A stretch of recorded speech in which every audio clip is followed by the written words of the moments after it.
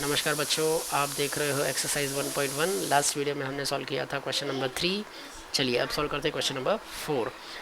Given that HCF of 306 and 657 is 9, find LCM of 306 and 657।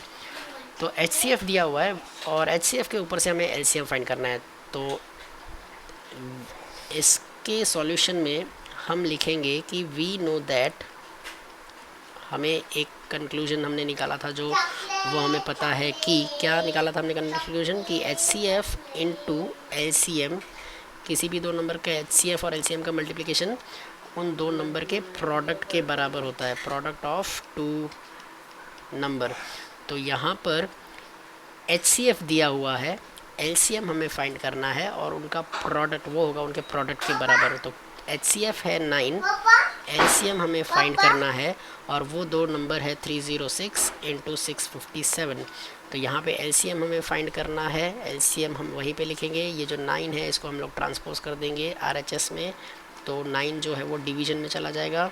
और जब आप 306 को 9 से डिवाइड करोगे तो आपको मिलेगा 34, और जब आप 34 को 657 से डिवाइड करोगे तो आपका 306 और 657 का LCM आएगा 22338। तो ये है आपका LCM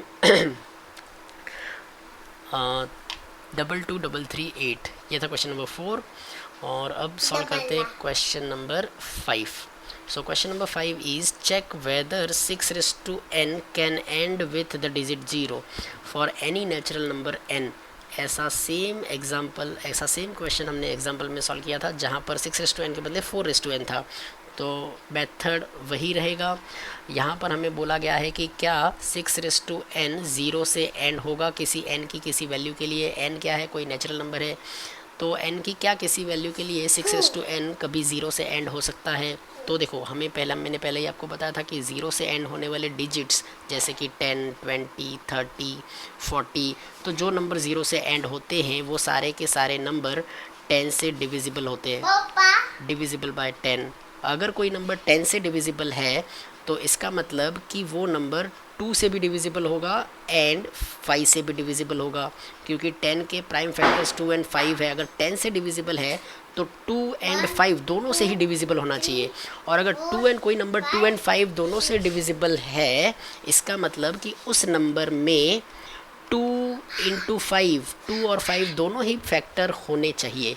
तो चलिए हमें यही पता करना है कि 6 रेस टू एन के, अगर 6 रेस टू एन को प्राइम फैक्टराइज किया तो क्या उसके फैक्टर में 2 और 5 आता है या नहीं। 2 इंटू 5 मतलब कि 10 आता है कि नहीं। 10 आता है कि मतलब कि 2 और 5 दोनों ही प्राइम फैक्टर आते हैं कि नहीं, ये हमें चेक करना है।